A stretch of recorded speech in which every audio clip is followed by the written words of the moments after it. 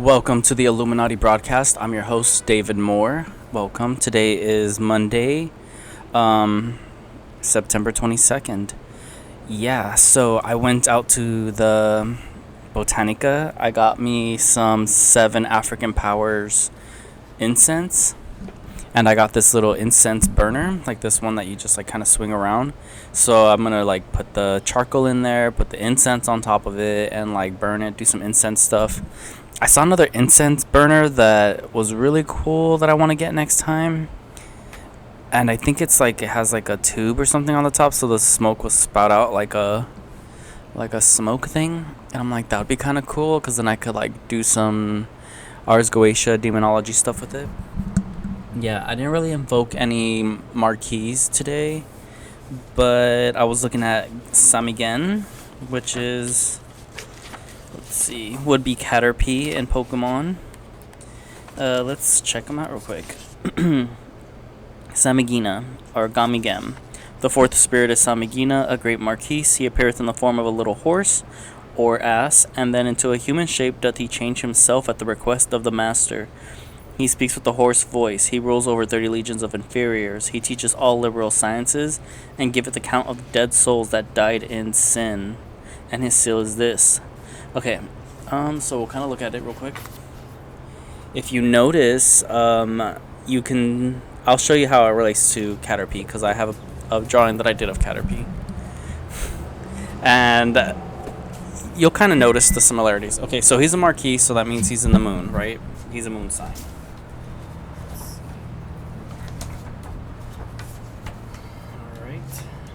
He's number 4. He's a Marquise, so that means moon. So we have Caterpie, Metapod, and Butterfree. And let's see, you can kind of see the shape of Caterpie's horn kind of matches the sigil. There's circles that kind of match the sigil, like his little face with the circle. Metapod has that moon shape, and you can kind of see that at the bottom of the sigil. And it kind of looks like butterfly wings a little bit. Anyways, so yeah, I guess you could see the connections there. But yeah, isn't it strange? Because we look at Metapod and we're like, why does he look like a moon? And like, he has a nose, he looks like a man on the moon kind of thing, the face in the moon. And now we can understand why they picked the moon shape for him. And there's always this thing about Butterfree coming out at night in the moonlight and things like that. And that's very... It's like beautiful, but now we can kind of see the ties and the connection between it. Alright, and I love Butterfree. I think it's such a cool Pokemon. It's so strong and unique. Okay, so I've been watching this anime called Freyren.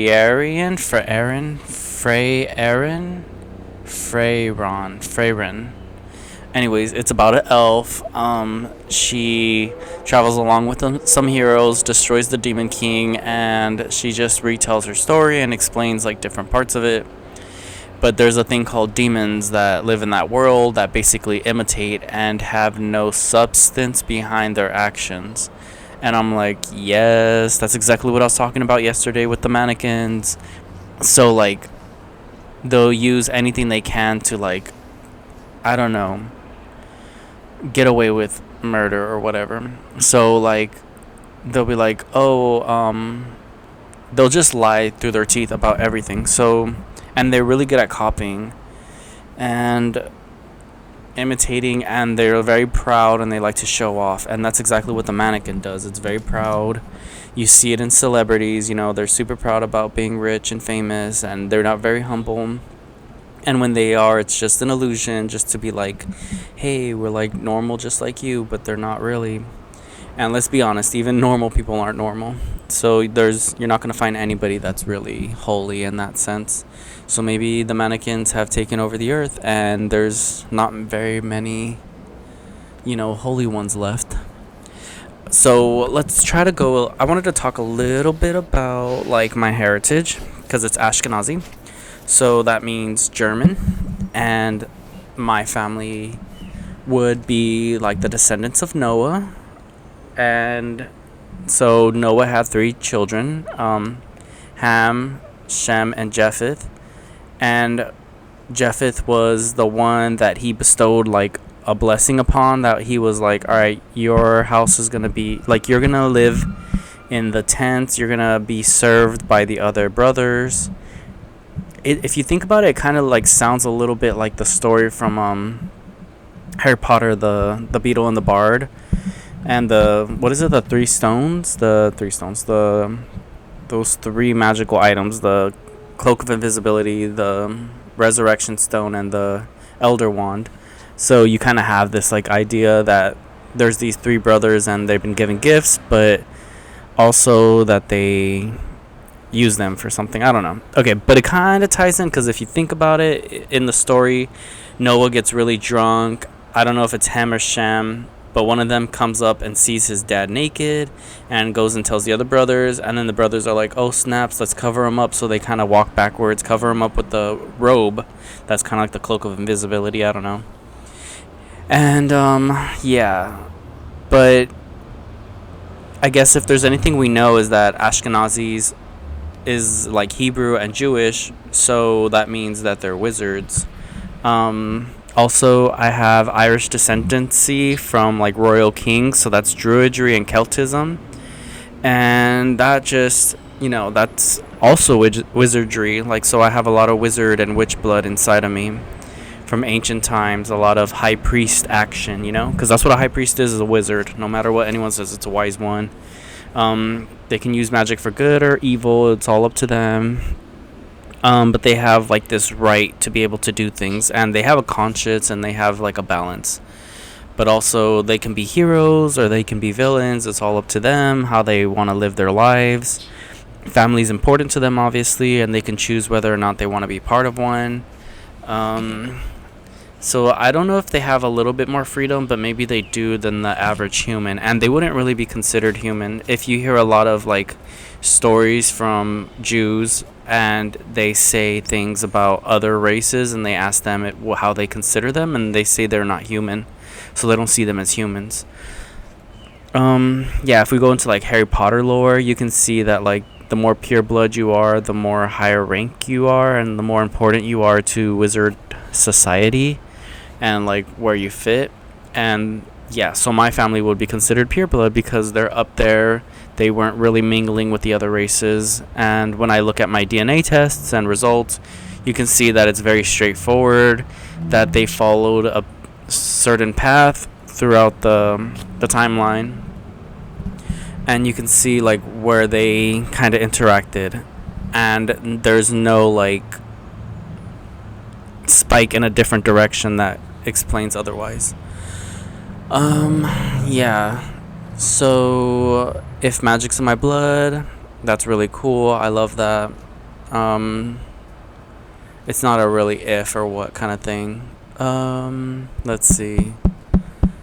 And it's usually passed down through the generation. Everybody gets taught magic in the family. Yeah, some people are taught to like fear it. Some people are taught to like, embrace it. Everyone's given a choice in a different path. Everyone has a different path. Not everyone's going to be a wizard, even if you have a whole family of them. You would have like some being knights, or some being, different kinds of warriors. Some are better at like fighting and using their fists, and some are just really intelligent. It all depends, you have different variables. But for me, I got that magic, like high dosage magic lifestyle, which I love, is the best. Yeah, so let's try to go into a little bit of the Noah story. Yeah, let's see. So when Japheth became like the one that's supposed to rule over the other ones and got that blessing, and then he made all his other kids, he primarily ruled over Germany. So like he would be like the first Germans that were there.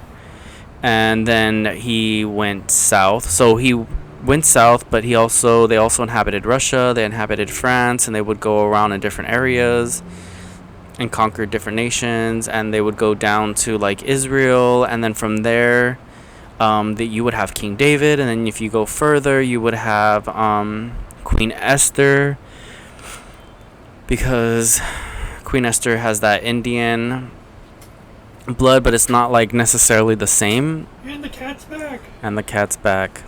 You're gonna get a chair and sit down? No, because I have some stuff in the kitchen to worry about. Okay, thank you, cat. I'll bring some gifts when I come back. All right. So yeah, so with Queen Esther, she lived in India. She was Jewish, and I think an important note to make about like those Jews and the ones we have now is like the ones we have now are mannequins. They're not real Jews. They're like the ones that were in the past. And I'll kind of explain how it works. Okay, so Queen Esther was in India, so that's like Astaroth or Astora. So even Esther has that sounding to it. The Astaroth, Astora, Esther has that Ashkenazi sounds to it. So it lets you know that they were reigning over things. And Ashkenazis are seen as like they have the olive oil, the anointing oil. They're very important. They're high priests, they're kings, they're rulers. And that's kind of like a green color, right? Like olives. And then you can see Astaroth in the Ars Goetia has green. It's a duke.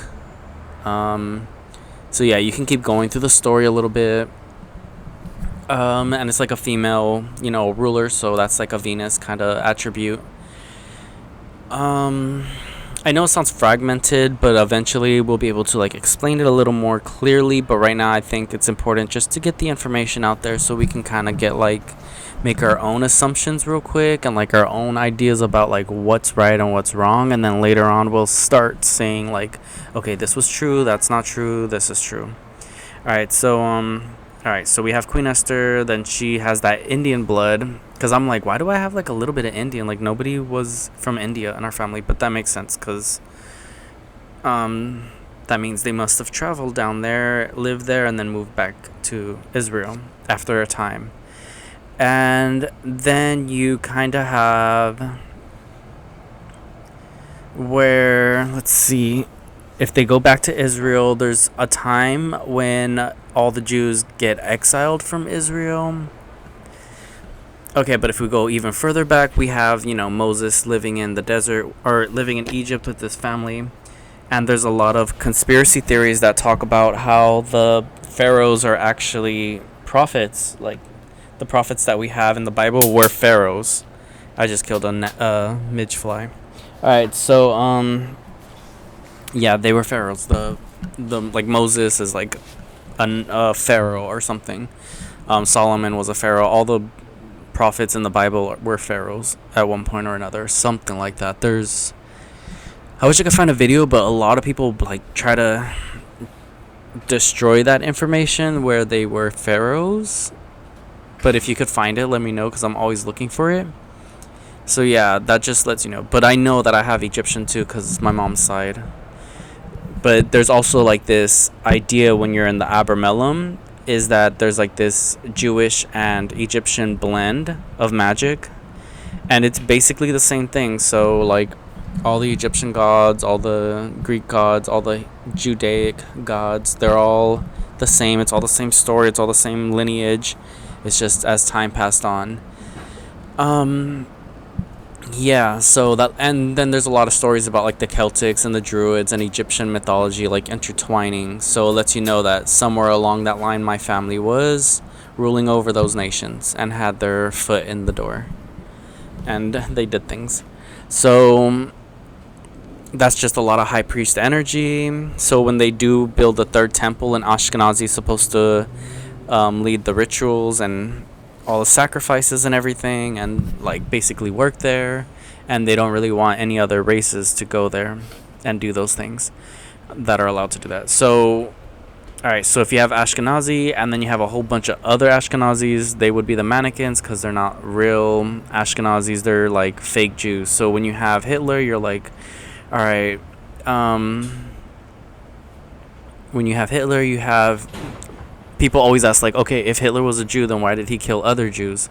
And that's the point, because you want like a superior bloodline. You don't want just all these like fake Jews that are just not up to par. It's like having a whole bunch of dogs and they're not purebred and they start becoming mutts and they're just unhealthy, or they just kind of want to take over everything. And so you get that ideology that, Hitler was just trying to protect his heritage, which is German. So if you get Ashkenazi and you have Nazi, it's the same word and it's the same meaning. It's just, they wanted to make sure that everybody else got the point. But a lot of people don't even connect the dots with that one, with the Ashkenazi and the Nazi thing. They're like, what? I never even knew that. So yeah, a lot of the Ashkenazis you meet now are not really purebloods. They're not really, the kind that should be there. And I think that's what Hitler was trying to do, was like try to cut down their numbers before they kept increasing and start taking over everything. But it kind of didn't. I wouldn't say it didn't matter, but eventually, they did the mannequin thing and they got back up there again. But yeah, so you'll see a lot of them. They're everywhere. But they really wouldn't be considered like real Jews. They're just mannequins. They're fake Jews. They're not good enough. But yeah. So yeah, that's kind of where I go with my like, how am I better than that? But it's kind of elitism. It's kind of like superiority complexes. You'll see a lot of even Jewish people. They'll be like, no, I'm better. And then they'll be like, no, I'm better. Like, my family's more Jewish than your family. Like, my family has more heritage. Mine goes way further, etc., etc. And you have this battle.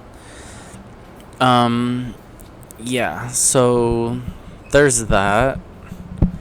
And I do like the competition. I do like the battling. Today somebody was like, instead of competition, can't we just collaborate? And I'm like, yes, let's do that. But then I forget that the mannequin doesn't like to collaborate with the real ones, because if it does, then it loses.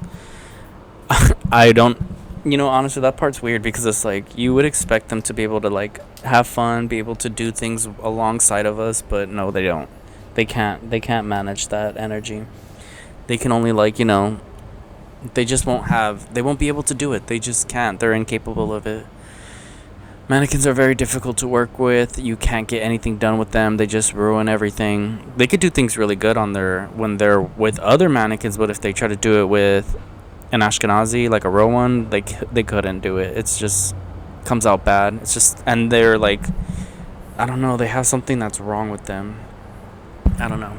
Yeah, so there was another roommate that I have here that I was like having arguments with, and today she was being all nice and stuff, and I'm like, see, that's the mannequin. Like, you just gotta be like, roll with the punches and just not like step into their ozone layer, because they want to try to like, make you feel bad and make you feel weird, but then you just be like, yep, be nice to them, just be nice to the mannequin, and until it's finally gone, and just be like, finally, but you just gotta be nice to it. It'll destroy itself.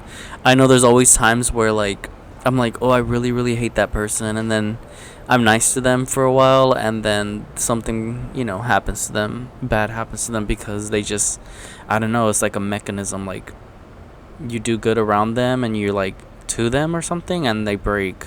It's so crazy. Like, they'll break themselves. I've seen it a lot of times, but they usually show their true colors eventually. So, let's see. So this is like Ashkenazi 101, how to be a slayer.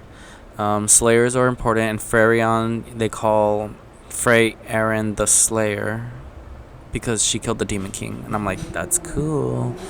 Yeah, but I'm the Demon Lord, so I must have slayed all the demons to become the Demon Lord, right?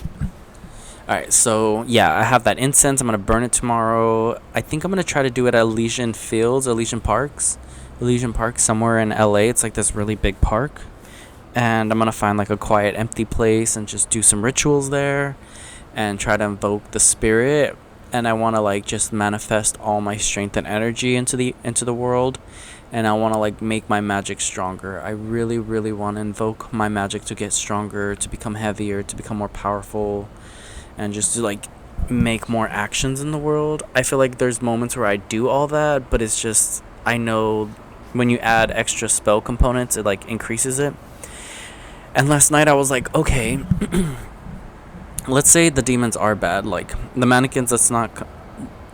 We have the demons in the Archgoetia, and then we have mannequins, these humans that pretend to be, real. that pretend to exist when they're like, gonna go to hell. They're damned. And I'm like, all right, what can I do with this? Because it feels like if you work with the spirits of the Ars Goetia, that you're losing in a way because you're empowering them. And I have to remember, I want to empower them because I want them to destroy themselves. So you can't see a demon, you can't hurt them. I mean, you can fight them, you can hurt them, but there's also a part of them that's like untangible. But with the mannequin, they're tangible. They exist in this world. They're your celebrities, they're the people that rule over you, etc. Oh, look, we got bread. Hold on.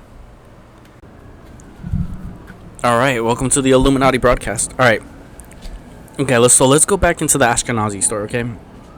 So, they went to Israel. There was a moment where they had to move to Greece. And when they were in Greece, that's where, you get them. All throughout time, they were wizards. So once they get to Greece, they start influencing politics and creating societies. They would be seen as like nobles and aristocrats. And also, let's remember that the Druids and so they would basically be the Aryans. The true Ashkenazis would be Aryans, but you can't really say like, "Hey, I'm an Aryan," because people will be like, "Oh, you're racist." Yeah. So they'd be from Atlantis, correct? All right. So maybe we could dive into some Atlantis energies one day. All right. So they go to Greece. They start building the society. More Greeks come out. And you have this wonderful world, this new world. And then they move back to Israel, and they bring back with them like other people, and they kind of mix, and it kind of starts dwindling like that Hebrew Jewish authenticity.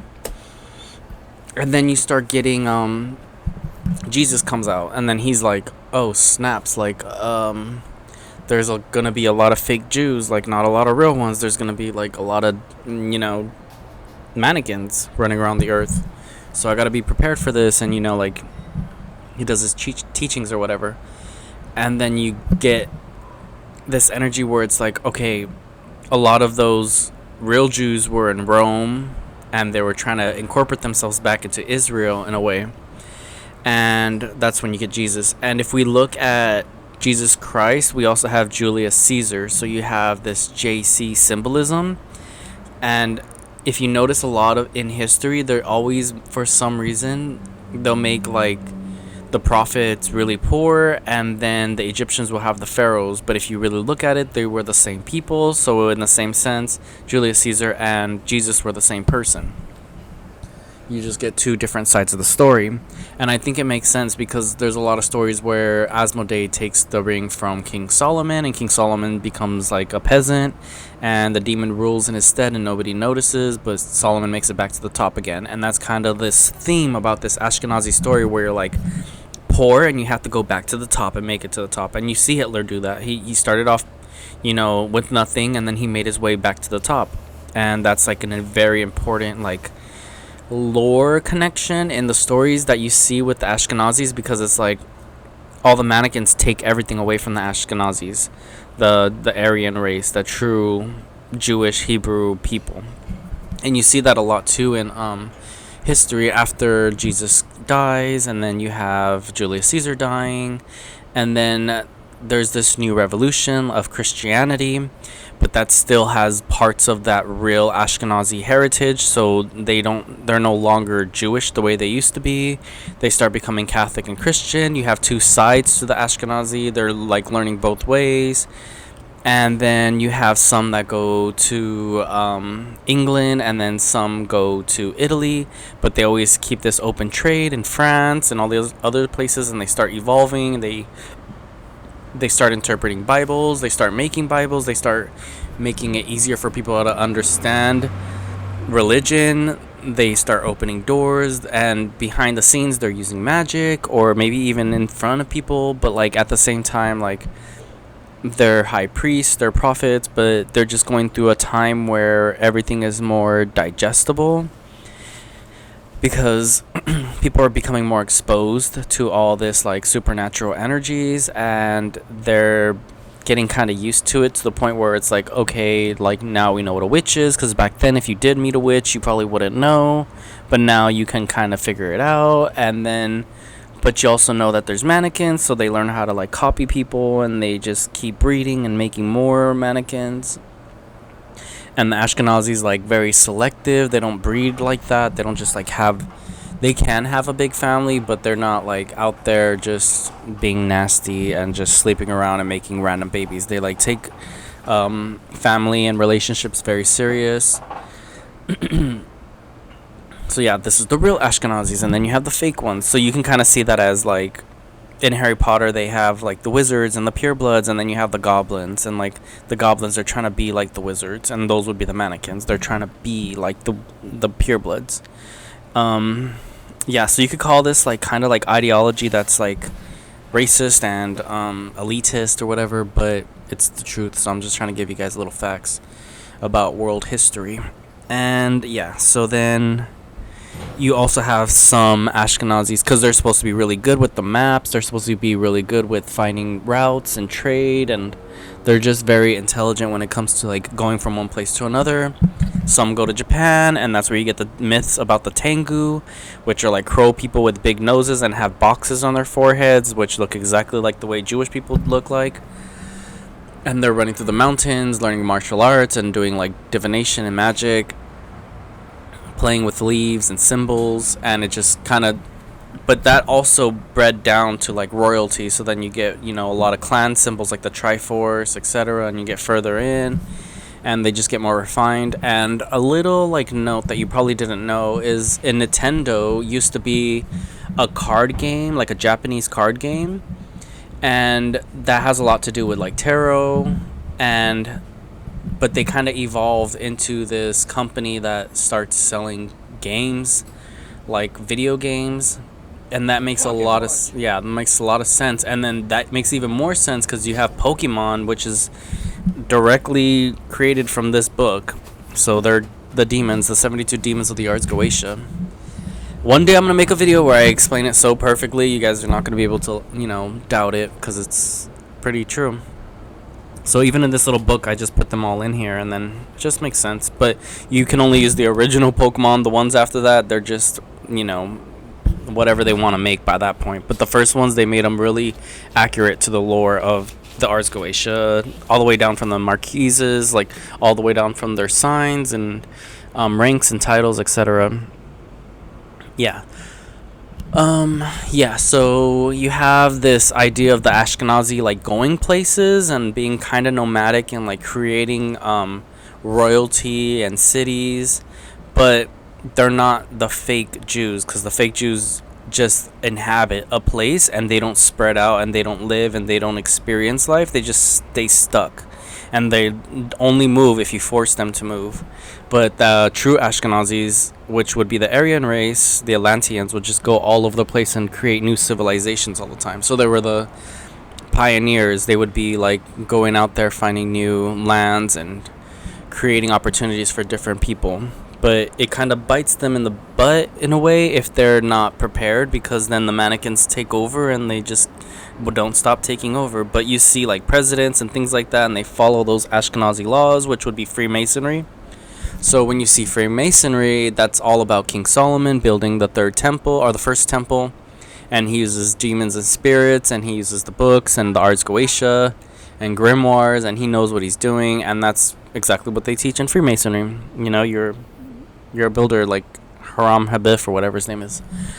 Yeah, so then you also get stories about like Jews that create golems, and those would be real Jews, real wizards, and they were basically German Jews, German wizards.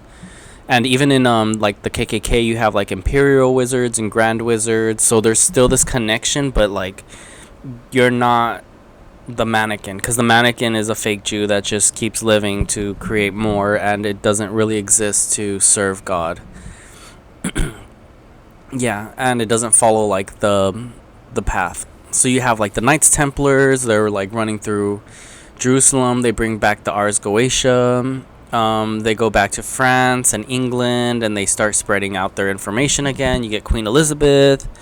And then that's kind of where things like kind of kick off when it comes to the Ashkenazis' right to rule. So then you have some of them incorporated into the King of England. So that's where I get my Irish blood with the royalties, because they have the same ancestors as well. And then it kind of goes around, and that's kind of also where you get like this Irish racism, because those Irish people aren't the same as my Irish people. Mine were before them, so mine are more superior, and theirs were just like the ones that just kept breeding and didn't want to stop, and they just kept having more babies. And then that's kind of where you go into New York, and then people were like, oh, we don't like Irish people. And that's another, like, that's a reason why, like, you can see Hitler doing that genocide stuff, because he's like, if there's too many Ashkenazis, then you can't recognize the real ones, because then there's all these fake ones running around. And then you get, like, the Rothschilds, and they're just, like, paying for everything. So anybody that's, like, a rich Ashkenazi banker, they're just supporting Hitler with money and these war funds, and he's profiting off of all this energy. And the Americas are working with them in a way, and you just have this strange like dynamic of the Ashkenazis kind of battling the Mannequins in these world wars, and like kind of traveling through America, and then you finally get Los Angeles. But before that, let's see, a lot went to New York. A lot of them kind of went up and down to create all these states. They pioneered. That's why you get like Mormons. A lot of them had Ashkenazi blood, so that's why they were like really superior when it came to their magic, and everybody didn't like them and thought they were like evil. But they had this like high understanding of who they were. And I'm not gonna say they're all good, because maybe they're not pure Ashkenazis anymore. Maybe they're mannequins now. For me, everyone's a mannequin at this point. I can't trust nobody. My blood's too pure for that. So I can't even like, nope.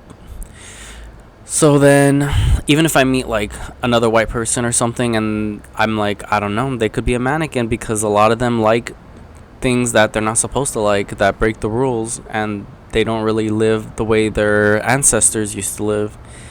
Now they just kind of follow the mannequin and do whatever it wants, and that's just a sign of weakness when it comes to racism things. And I'm like, okay, so you kind of have to keep that secret, because then you get in trouble.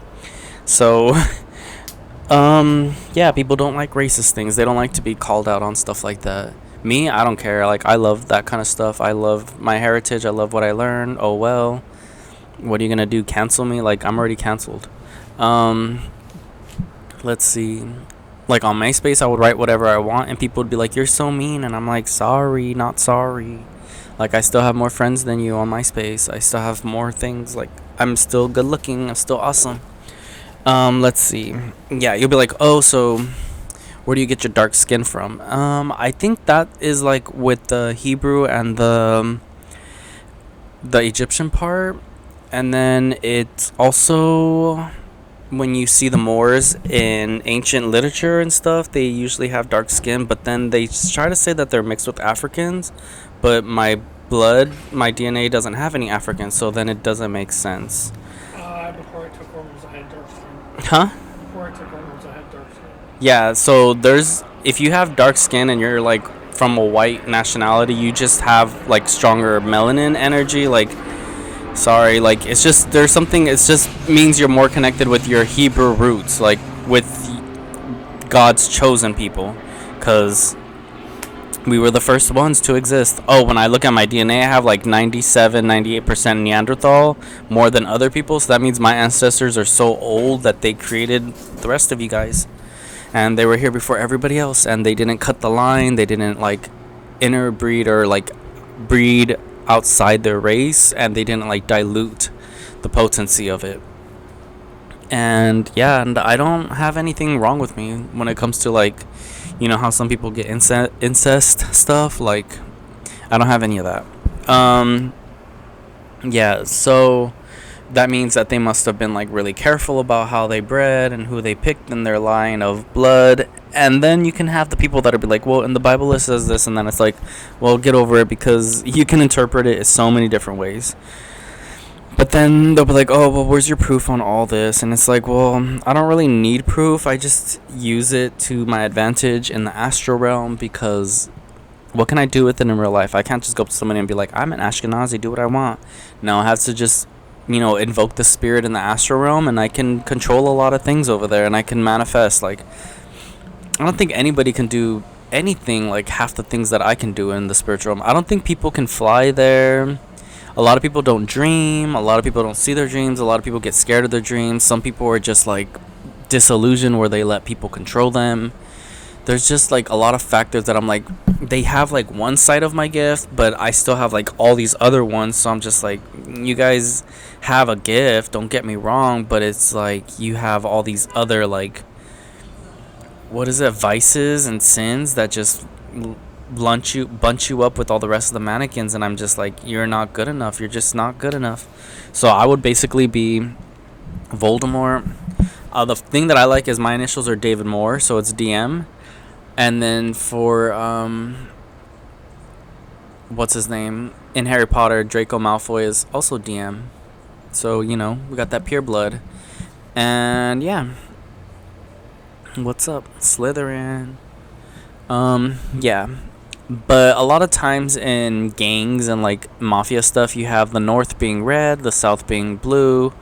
I'm from Lancaster, so that's a little bit northern of Los Angeles County. That's like the northern part of it. But in the Ars Goetia, if we look at the symbology, northwest would be blue, south would be red, and the north would be purple or yellow. Just food for thought. I don't know. Let's see, and the east would be green. So that's a lot of racist talk, and you guys probably, hate the living crap out of me. And I'm okay with that. Like, there's a lot of places that I go, and I'm just like, yeah, I'm racist, sorry. Not sorry. But it's just because, like, that's just how I was raised, to, like, just know that I'm better than other people, but also, like, raised in a way where I'm like, I'm gonna help other people, too, like, that are not like me. But that ends up biting you in the ass later on, because then when you need help, the people that help you are the ones that you don't want helping you. So like all the other races come to help you in a way, and it's like just doesn't feel the same. It doesn't feel right. It feels wrong. It feels weak. It feels inferior. It feels like failure. Like, oh wow. Like I remember one time when I went back to my land in Lancaster, and everybody was like, all the people that used to be like in my family circle, they were like, so what's happening? Like, you still want to help everybody? Don't you still want to like take care of all the other races? And I was just like, no, like I'm more focused now that I want to just help my own kind. But they were just like already broken by that point. They were like, well, look at what we sacrificed, and for what? We're like basically homeless. We're basically on the streets. We're doing drugs. We had to survive this way. But I could feel this spirit around them that was so beautiful. They were so happy that I was back home with them.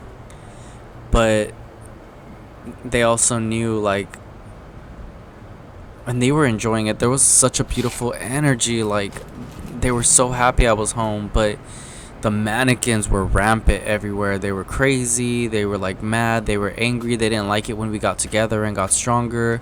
And I was like, I'm sorry guys, but I have to go to LA. I have to figure out how to beat this game faster, because I can't beat this game with us just being here. Like, maybe I can, maybe I can't. Maybe I'll be able to make better connections with my people if I go back to Lancaster like that. But I'm like, I have to find out what's in LA. I have to figure out how the mannequin is like influencing our rights, the way we live, and I have to figure out how to fix us. And there's mannequins everywhere in LA, and a lot of times they're like, oh geez. Sometimes people will call me like Hispanic or Mexican or something, and I'm like, it's not, I don't like it at all. I remember in school, like the Hispanic kids, they would be like, you're not Hispanic, and I'm like, no, and they're like, yeah, you can tell. But now, like when I'm in LA, they think everybody's Hispanic or something, and I'm like, that's so weird to me. Yeah, because before they would be like, why don't you know Spanish? Why don't you know this? Why don't you do this? Why don't you do that? But they would know, like, I'm not one of them. But here it's like, I think they're kind of wise as mannequins, so they're like a little bit more like, oh, we know how to kind of press David's buttons. So I just kind of look at them and they're like, well, isn't your last name Moreno? And I'm like, yeah, but my grandfather was adopted by Mexican servants, and he got his last name was more O'Neill. So then they got the Moreno part from that because they couldn't pronounce it. They had to do it like in a Mexican way. And then, yeah. But before that, so there's this war called the Crusaders War that happened in Mexico. And it's where the KKK, like, helped some of the Mexican government to, like, take back the churches from the Catholics. And my family took part in a lot of those battles. So they were basically border patrol in a way to prevent Hispanics from going too high up and moving around, and then America could take over more of those states, like, you know, making Utah and Texas and California, making them American states instead of Mexican states. So my family took over the borders basically, but they weren't Hispanic. So then like, I have one grandmother whose family was in Mexico, but all their neighbors were blonde hair, blue eyes. And that lets you know that during the war that's where they stopped and kind of kept everyone down from going too far up and becoming Americans. So they were basically the guards in that area to make sure that everything stayed, you know, Americanized. And then she could come back and forth between America whenever she wanted, and she did. And yeah, she could, like, make verifications for people, and they had a lot of churches under their names, and they could do a lot of things that they just had more freedom. But nowadays, like, now there's so many mannequins that, like, she can't do what she used to be able to do, and she's not as respected because all the mannequins, like, kind of watered down her abilities, I guess you could say. So she wasn't as important as she was before, because, like, without her they couldn't, like, get jobs, they couldn't do things. So basically because now they have all these, like, anchor babies where they can do whatever they want now. Yeah. So there's that. Kind of gives you an idea, like, my family's history. So they're always having this kind of beef with other people, but they don't consider them equals. So you get a lot of this racism, and then it trickles down to me, and I embrace that. But when I was younger, I was very, like, open-minded, so I was like, I want to help people. I want to help different races. I want to help different people. I want to help disabled people. I want to help everybody that I can help. I just want to be, like, an open market. But I wish I had listened to my family's examples growing up and stayed true to it, because then I would have a house, I would have my own life, I would have my own decisions.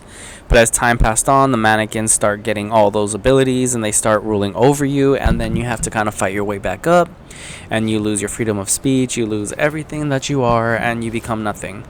So there's this story, you know, this, like, backstory on Castle Demon Lord now, where you can kind of see this evolution progressing throughout history. So that would be the primal, that's the past, that's what's happened over time to get this struggle to get where we are now. And then you have the present where we're living, and then there's this future where everything is, like, beautiful, and slowly we get to the future where we have, you know, robots and advanced technology.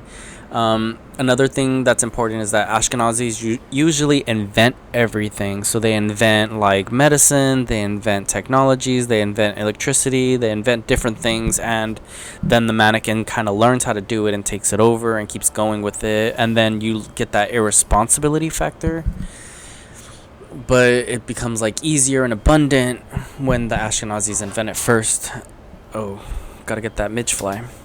Yeah, so we're just doing a little bit of history lesson. It might be, like, it's designed in a way where you can, you know, adjust it, and you can say one thing or another. You can make it false, you can make it true, but I just have to trust my ancestors. I have to trust my journey that I'm on with them. I have to trust what my family's been through. I have to trust everything that they've taught me, because I know everything that the mannequin gives you is, like, usually a lie.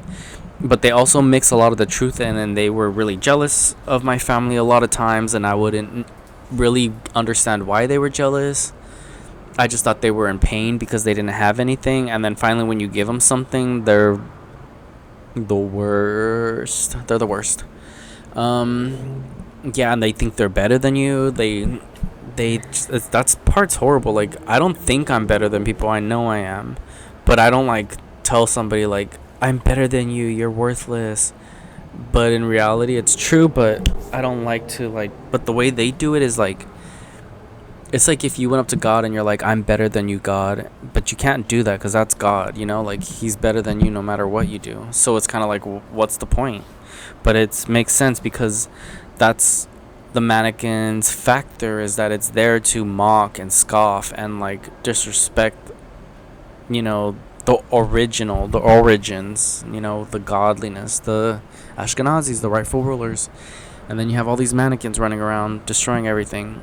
And you can't really like, I think earlier, so I'll try to make a video after this about this part, but there's this thing about God, is that God is in a way for everyone, because a mannequin can say that they believe in God.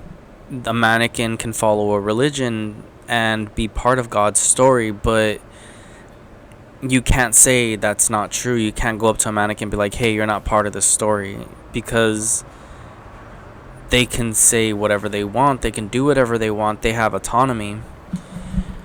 And you're kind of just like, all right, like, I can't prove it. I can't. It's an unnecessary war. So that's where you take it to the spiritual warfare. You go into the spirit realm. You pray on it, and you just trust that God has it under control. And, you know, you use your own abilities in the magical realm. You have spiritual gifts for a reason.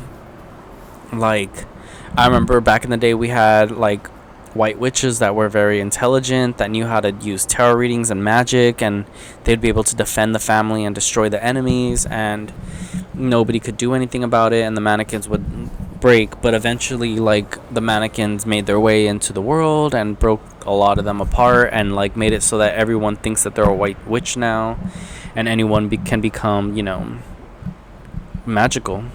But it's, you know, of course they have magic, kind of like in the Fairy-on anime, like the demons have magic. But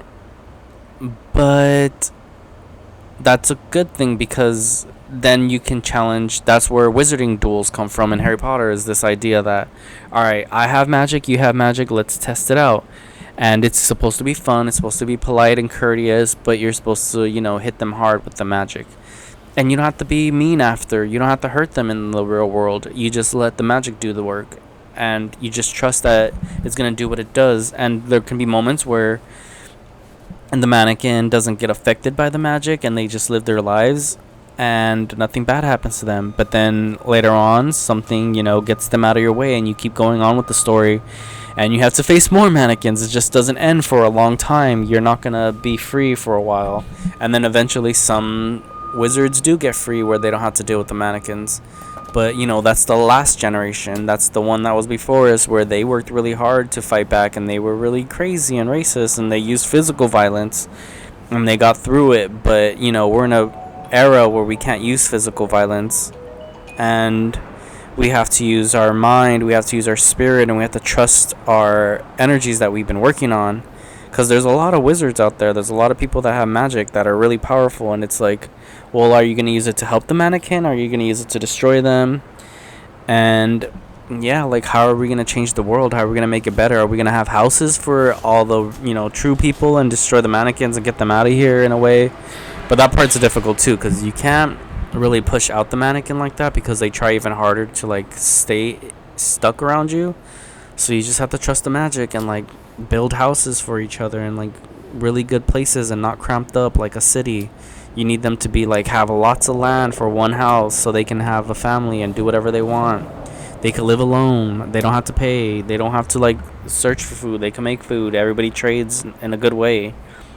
Of course there's gonna be money, but it's like, it's there for a good reason, you know, and everybody's gonna have money. But the mannequin wants to be part of that, and we have to let them have it in a way, because it's like a battle. It doesn't just end overnight. And oh my god, I always see this on like cartoons and stuff, but they have like the rapture, where people just get floated up into heaven. That's not gonna happen, people. That is definitely not gonna happen. Nobody's gonna get sucked up into the sky. Like, and if they do, then it's like fake aliens eating people, like harvesting you guys for like some kind of parts. But that's just like stuff that's really not gonna happen, because it's not gonna happen anytime soon. We don't have that advanced technology yet where we can do that, you know. But it's a good lie. You could do that to the mannequins after a while. You could be like, if we ever came up with technology and they started doing things physically, then you can just like suck up a mannequin into the sky and they'll think it's a rapture, and we'll just be like, all right, we can go back to our land and fix things while they get, you know, gone in the sky, wherever they go, wherever the government takes them after that. The military's kind of important. I think it's like the most crucial thing in our society, but I also think it's like something that's been highly infiltrated by the mannequin, because the mannequins, there's tons of them in there and they cause a lot of problems. And then you kind of get this watered down, diluted military that's not efficient, and it's just really sad, and you have to just pray on it. Yeah, I'm working my magic to influence, you know, the different planets, because all those planets influence those sectors of society. All right, so let's think about this real quick, okay? We're in Greece. We're Greek right now, okay? And we have, or we could be Roman. All right, so we have Venus. That's love. So that could be like, you know, the women's, the family, like beautiful art, things like that. Then we have the sun, which is king, which is Apollo. So you have the sun. That could be, you know, monarchy, male patriarchy stuff. And then you have Aries, Mars. And you see that as like military, government. It's tied in with the king. So you have musicians and music. So you just get this masculine energy. You know, you get music at bars. You go to a lot of clubs and shows. There's security there. There's like lots of masculine energy. Yeah, you can have feminine stuff, but like that's just lets you know that. So okay, like if we go into the masculine and feminine thing, you have women can do things now because there's a lot of protection for them, a lot of laws, but before it was very difficult because men were fighting each other. So then if men are fighting each other, now they're more peaceful, so then it's more easier for women to come out and do their things. But before it wasn't like that. Even to this day, like, you know, girls are afraid to do things out on their own because they can't really protect themselves, and if they can, you know, good for them, but not a lot of them can do that. So, but we live in an advanced society now where you can do all those things. Yeah, so those are just little tidbits that we can just look into eventually one day and figure out, dissect. But yeah, the military part is really important, but it's like damaged. So if I'm destroying Artemis, which is the god of laws and the hunt, and like how things should be performed in a way and how things are expected to be, because people use the moon as like a way to like grow crops, so it's something that's reliable, and that's what laws are. They're reliable. Also, let's look at planets. It's not literally the stars or the planets in the sky. It's planning it. It's planning what's happening today. So we plan for Monday, Moon's Day. We plan for Tuesday, Mars Day. We plan for Wednesday, Mercury Day. We plan these things. So that's what a planet is. Like, it's us planning what we're going to do on those days. It's us planning what that day's for. It's us planning.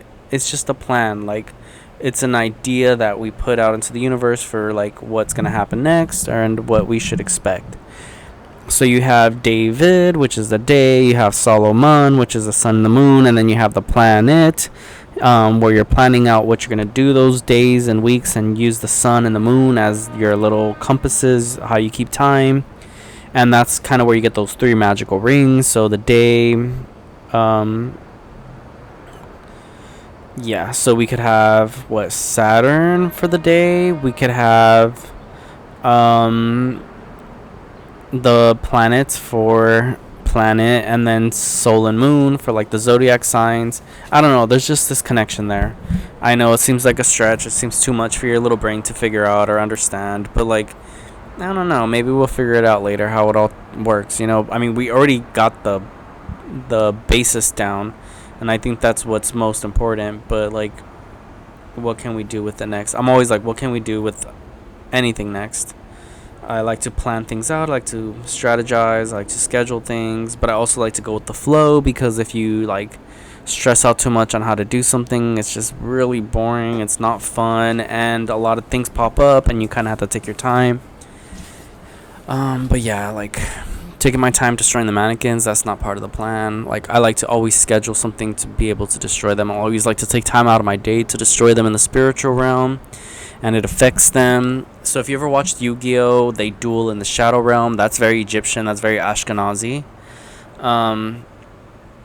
Yeah, so whenever you hear like stories about like Hitler looking for like the Aryan race, and he goes to Egypt and India and all these other places, it's because they traveled all these places. They all went to those places.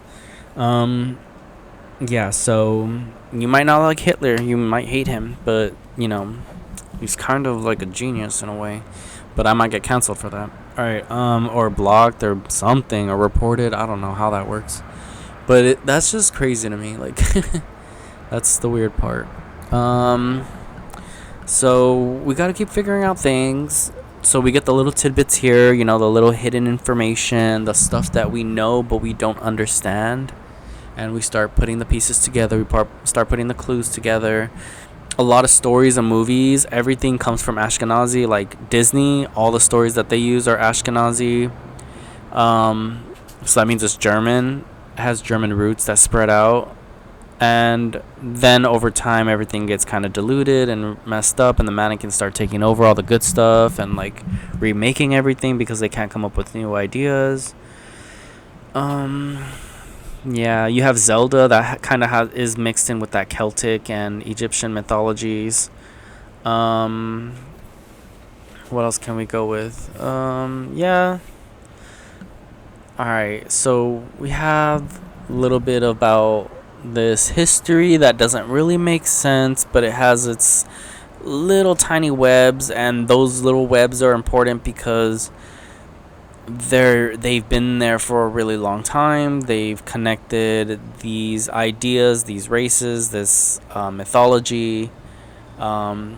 It's this history that history can be like interpreted and influenced and written and taken the wrong way or the right way and maneuvered, and everybody can make it up the way they want. But then you kind of have this story that I kind of give you, where you kind of get this idea that there's this like race, and you see it a lot in like modern things like Harry Potter, Pokemon, like Ash Ketchum, Ashkenazi. I used to think that I was Ash. I was like, oh, that's me. But then I'm like, wait a minute. I'm Gary. I'm Green Oak, because my grandfather taught me everything, and his grandfather taught him everything. And then I have an older sister named Daisy, and he has an older sister named Daisy. And I'm in the Venus sign, so that makes me green, and he's green. And I'm like, oh, that makes so much sense. And then I look at Ash, and I'm like, who is he? And I'm like, I think that's Aries. I think that was like a way for them, because the Japanese still have that Ashkenazi tie, so they're still like a lot closer to the Ashkenazi. So that's why you have Hitler and Japan working together. There's that Ashkenazi root, that German root that connects them somehow, that people don't see and they don't want to admit. And that's why you get like a lot of Japanese people that can do really good things with animation and technology and the Ashkenazi rituals that you get from the Ars Goetia. It's Ashkenazi. You can look it up and it'll tell you that it's not true, and that's okay, because remember, the mannequin is putting out the story as well, where they're controlling Google in a way where it's like Google doesn't agree with what you believe or what you think, and that's okay, because you don't need to force it. You don't need to force nobody. You just need to you can share the story on your own terms. You could put it out in a movie, you could put it out in a book, you could put it out however you want. It's gonna get to where it needs to be, and you can experience it and all these good things. It just takes time, it just takes understanding, it's hard work, but you just can't do anything in the physical realm. You can't hurt people, you can't go out there and ruin their lives and do all these things. Like, you just have to trust that God has everything under control, and that you only need to just fight in the spiritual realm, because there's a lot you can. If you're an Ashkenazi, your gifts in the spiritual realm should be pretty powerful. They should be pretty strong. But if they're not strong and you need to work on them, then that's possible too. And I'm sure that the more you resist the mannequin influence, the more you can tap into your energies. Alright, so thank you for watching, and I'll see you in the next video. Bye. Illuminati Broadcast, David Moore.